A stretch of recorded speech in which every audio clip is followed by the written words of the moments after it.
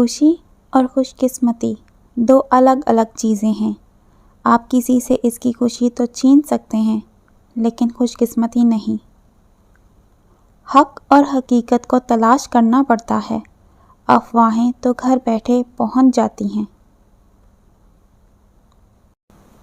قسمت ساتھ نہ دے تو محبت بھی نفرت میں بدل جاتی ہے، کیونکہ آپ نے دیکھا ہوگا کانٹا لگنے پر لوگ پھول بھی پھینک دیتے ہیں۔ اچھی باتوں کو اپنی سوچ کا نہیں بلکہ اپنے عمل کا حصہ بنانا چاہیے۔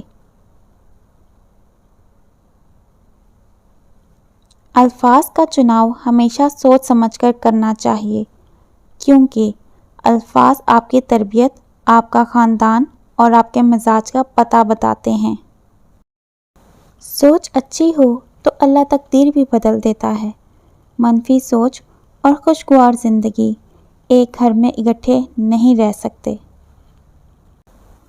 اپنی سوچ کو پانی کی طرح شفاف رکھو۔ جس طرح قطروں سے دریا بنتا ہے، اسی طرح آپ کی سوچ سے آپ کا کردار بنتا ہے۔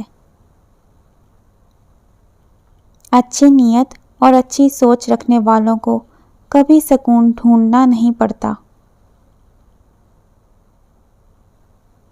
بہترین احسان وہ ہے جو کسی کے دل کی بات سمجھ کر کیا جائے اور بتلایا نہ جائے۔